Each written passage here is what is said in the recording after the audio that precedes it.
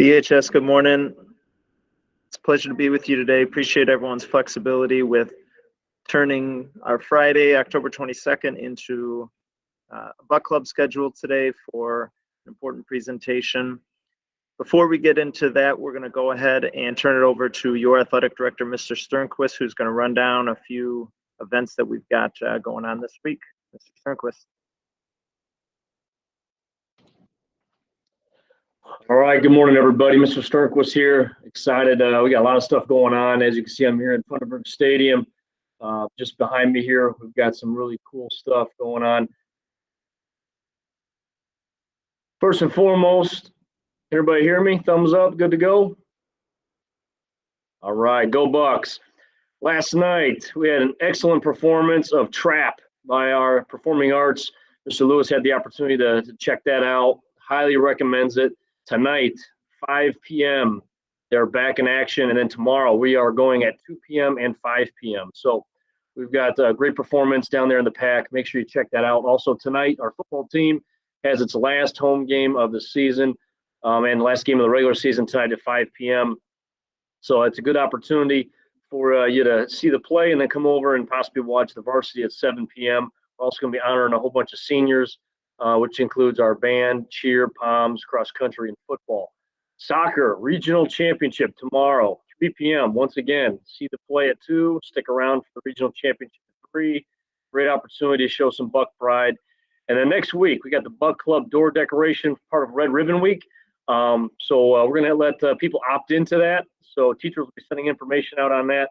We're going to have that done by the end of the day, October 26th, Buck Club Day, Tuesday. So a lot of good stuff happening here at BHS. Please be a part of it. Go Bucks.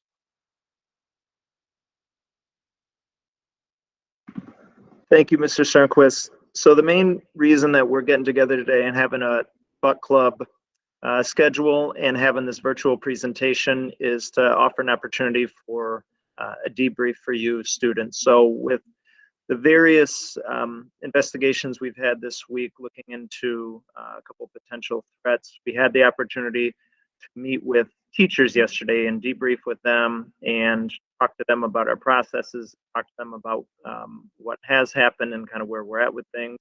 And a couple of them made the suggestion to figure out a way to have a student debrief. So we're all on the same page and we can all come together and figure out what we can all do to help keep BHS as safe as possible. So that's what we're going to do. We'll review the investigations this week and talk about those. We'll talk about the processes anytime we hear of a potential threat to safety, kind of the actions that we take, and then what you guys can do as students. So we're going to ask you guys to commit to some things, to do your part, to take ownership in the school and help keep it a safe place to work and a safe place to learn.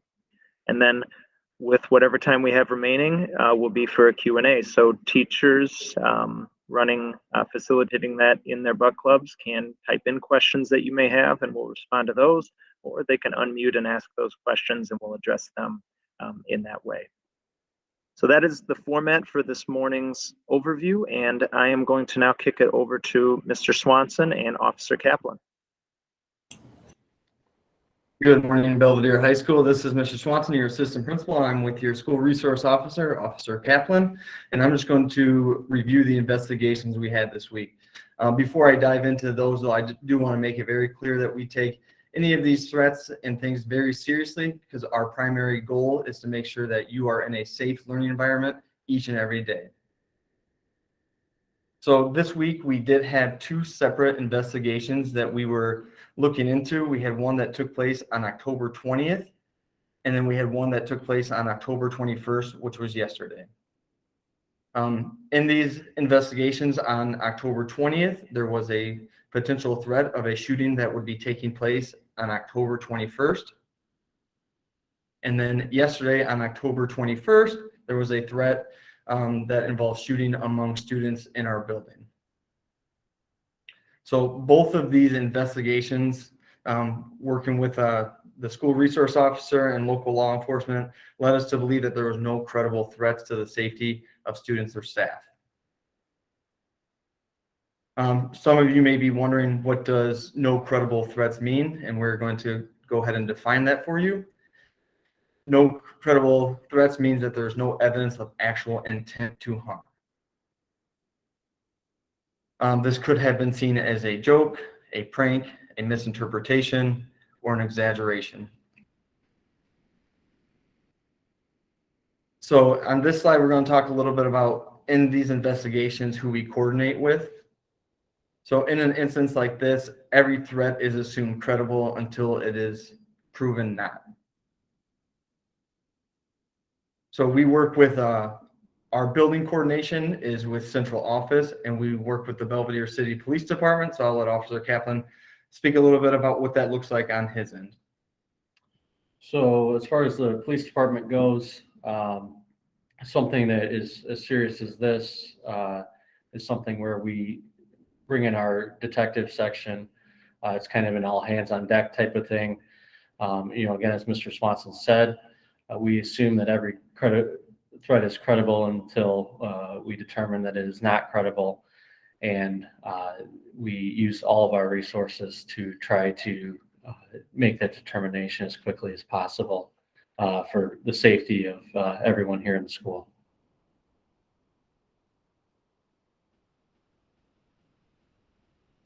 So credible, imminent threat that would be occurring outside the building, our steps that we would take here at Belvedere High School is we would hold in place. The next slide, or the next section here, is going to be a credible, imminent threat in our building would force us into a lockdown. So none of those happened this week due to the fact that they were not imminent threats. And so to define imminent, like we did in the previous slide, we're going to define it as something that is happening right now in the moment.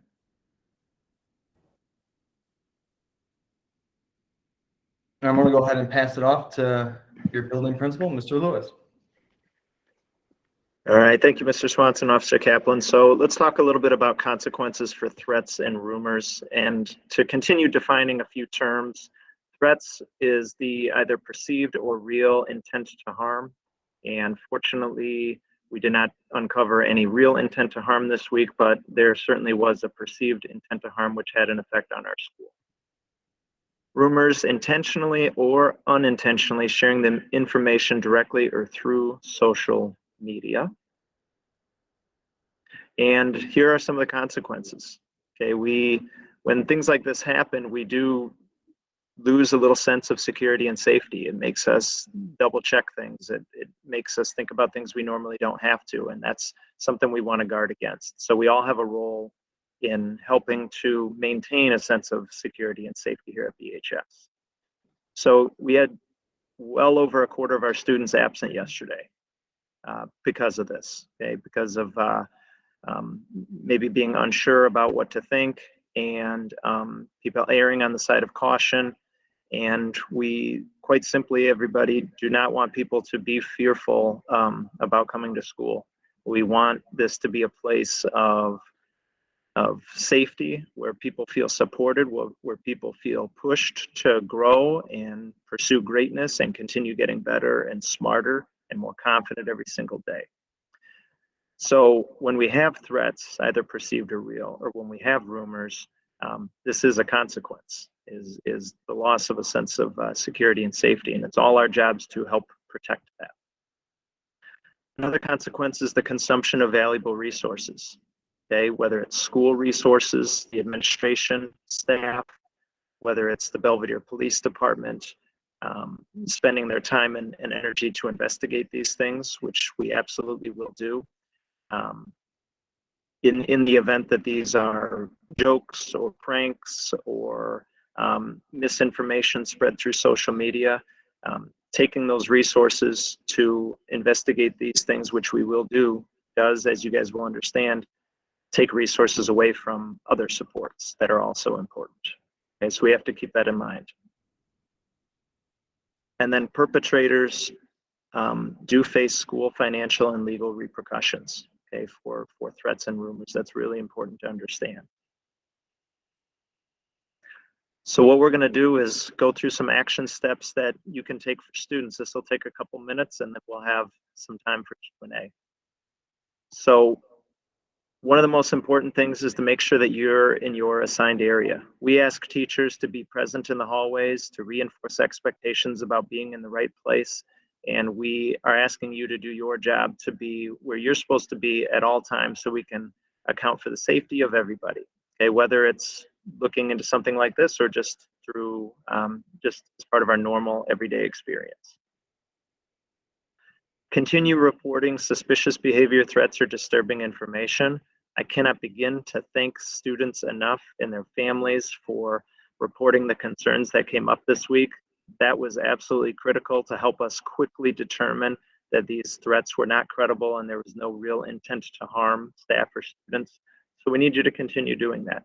We need you to continue taking ownership of your school and of your community, and let a trusted adult know if you see suspicious behavior or hearing of threats or any other kind of disturbing information.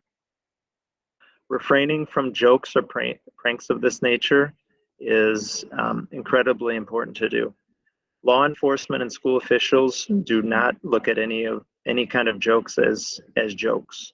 Okay? There's never an okay time to joke about things of this nature.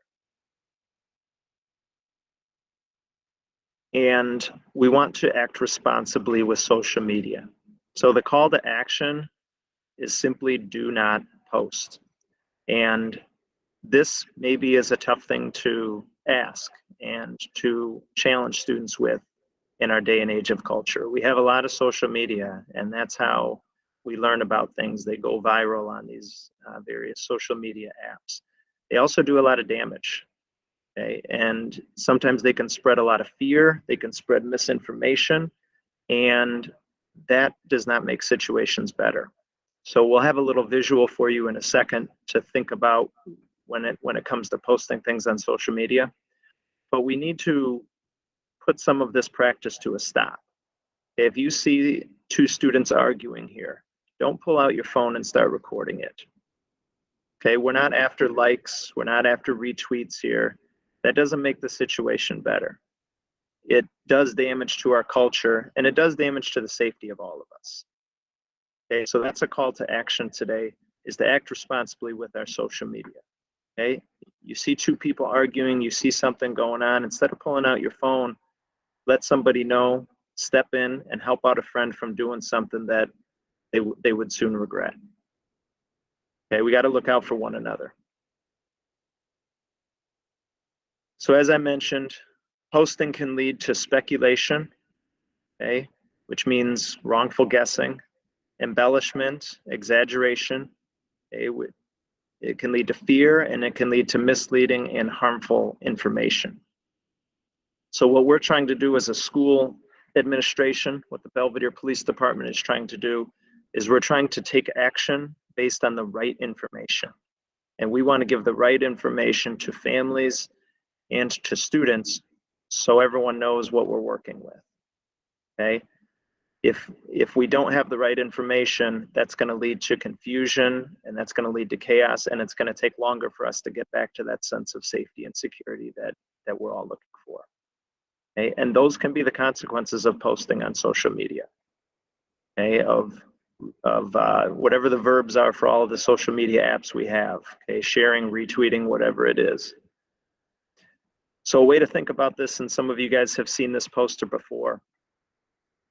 We have some in student services. We have them in other parts of the building. You may have seen them on social media or other places. So before you post, think, and it serves as an acronym. Okay, is it true? And a lot of times we don't know if it's true. Okay, is it helpful, inspiring, necessary? Is it kind? So if it's not checking all of those boxes, they don't post. And I'm not even talking about just this week, okay, with what was going on with the threats that we were investigating, but anything going on. Okay, you're posting about classmates or not posting. Okay, because you're talking about somebody's son or daughter, you're talking about somebody's sibling, you're talking about somebody's friend. And do you want to be in that position? So please think about this. Okay, help each other. I know this is maybe counter to the culture that is being told to us that is the right thing to do, but we got to look out for one another, and we got to think about long-term consequences. Okay, so use it for what it's good for, but make sure it's checking all these boxes. So with that being said, that concludes our presentation portion of it. We've got about 12 minutes to go, so I'm going to stop sharing my screen and invite any students from Buck Clubs to share questions with their teachers. They can throw them in the chat, and we'll go ahead and we will respond to those. So thanks for your attention.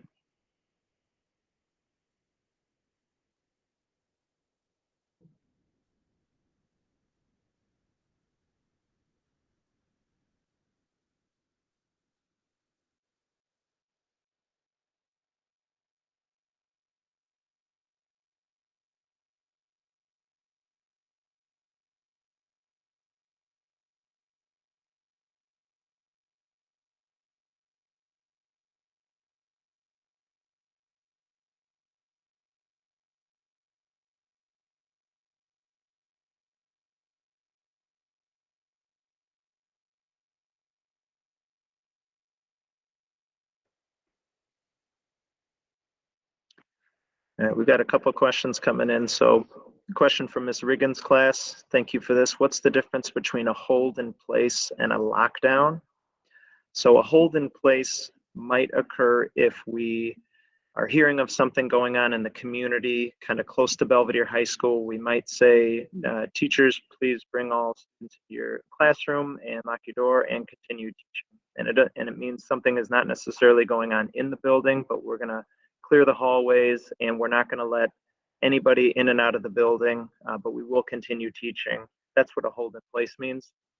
Where a lockdown means it is a more imminent threat either in the building or in extremely close proximity to the building.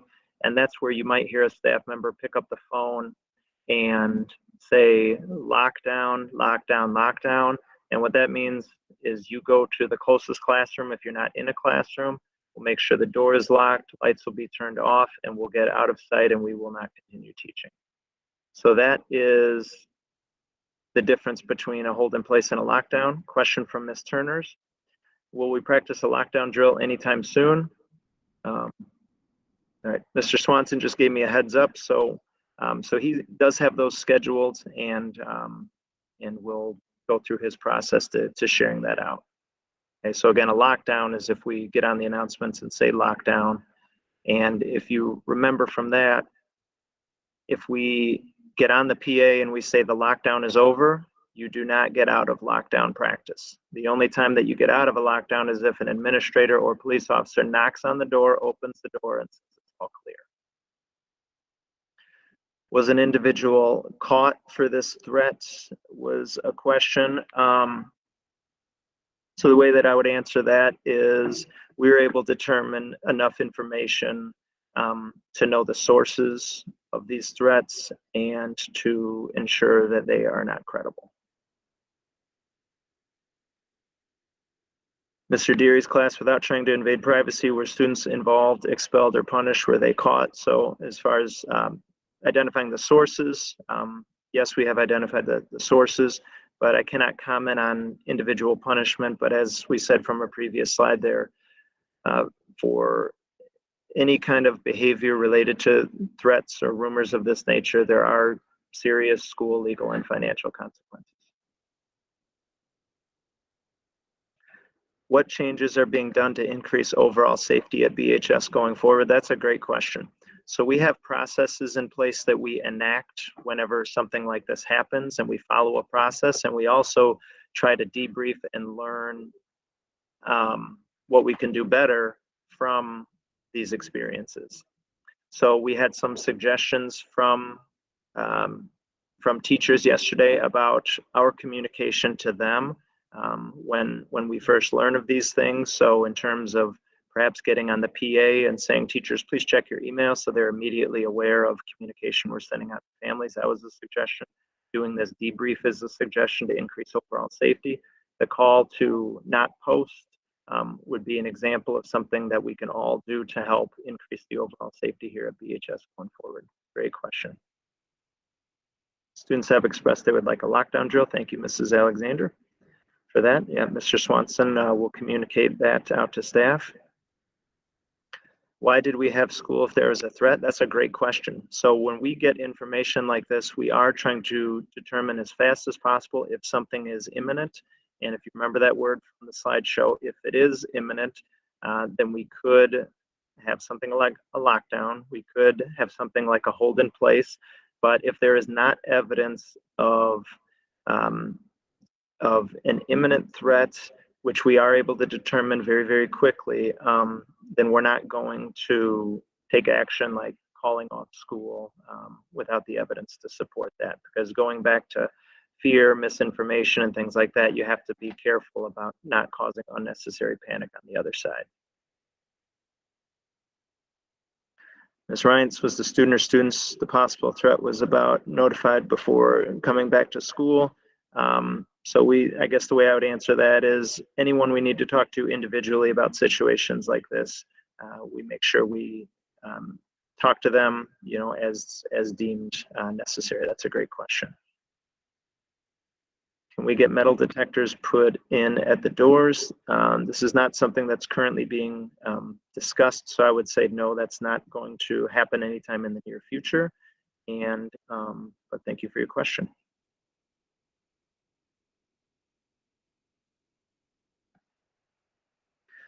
Talk about general student comfort level. So here's something, so there's a couple questions about individuals coming up. And here's something that I want to say, going back to social media and posting. There's been a number of experiences here over the years where student names have been involved. And what happens many times is the wrong interpretations are being made. And we end up coming to conclusions about classmates or about staff that are not true. And what I would caution everyone about is coming to conclusions without having a full understanding and having the full context. So our processes in place for keeping Belvedere High School safe include the following. We do have exclusionary discipline for students, like suspensions, if evidence supports that they are a safety concern to being here. So we should not assume otherwise. If we see someone, and we should be very careful about it, assuming what we know about situations. So both situations from this week have a lot of context where we share what we're permitted to, but there's a lot of things, because it has to do with student privacy, that we're not allowed to share. So we'll ask everyone to keep that in mind. Questions about security, comments about metal detectors. Question, will there be more security? As far as personnel, so we have our full-time school resource officer. We are in partnership with Belvedere Police Department. We are not going to be adding more personnel, if that's the question. We don't see that as a necessary step right now. As we mentioned, what happened this week was not found to be any kind of credible, real, actual threat to any student or staff safety. So what we're doing to increase security and safety are some of the things that we reviewed here. Okay, we're talking about our processes for staff to make sure people are notified in these situations. We're calling on students to do their part as well. And a combined, committed, collective effort is going to help all of us have the safest place possible. Okay, of that, I'm 100% confident. Student asked that backpacks can be checked upon arrival. That is not a current practice to, as far as searching students, you have rights. Okay, we are not going to search your belongings. You will not be asked to have your belongings searched unless there is reasonable suspicion that something wrong has happened, that you might be in possession of something that you shouldn't have. So no, that is not going to be just a general practice moving forward.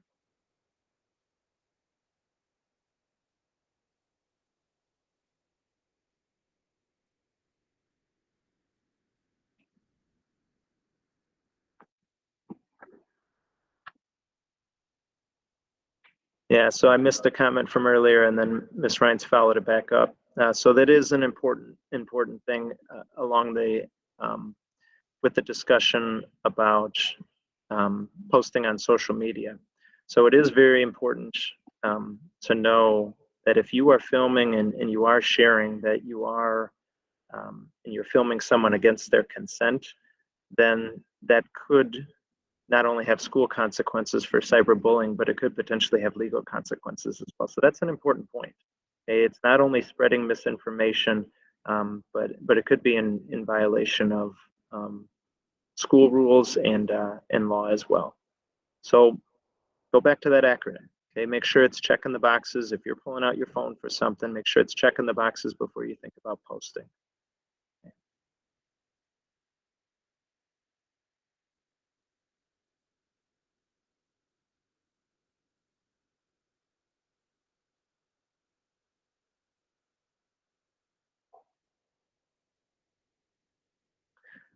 Okay, a question. What would happen if we had a lockdown and a fire at the same time? And that's a good question. So in any of these situations, yes, we have processes and procedures, but a lot of times the action that we're going to take is going to be, all right, what is the right move to make to ensure everybody is going to be safe? So depending on the details of that scenario, we would take certain action. I don't want to get too deep into details of a hypothetical, but really the bottom line is whatever a person needs to do to keep themselves and others safe is what we need to do. We practice these things.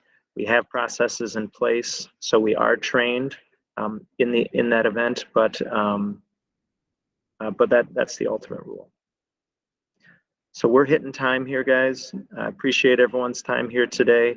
If you think of questions, continue asking them of your teachers and of your administration. And hope you all have a great rest of your day and a safe weekend. We hope to see you at some of these events we have this weekend. Go Bucks.